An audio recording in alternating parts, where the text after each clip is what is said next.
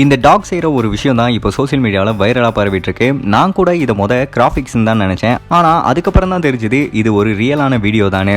இந்த டாக் என்ன பண்ணுதுன்னா ஒரு ரப்பர் பேண்டை வச்சு தன்னோட ஆப்போசிட்டில் இருக்க ஒரு பொருளை ஷூட் பண்ணுது. அதுவும் தன்னோட விரல்களால் வச்சு வாயால் இழுத்து அந்த ரப்பர் பேண்டை வச்சு ஆப்போசிட்டில் இருக்க பொருளை ஷூட் பண்ணுது.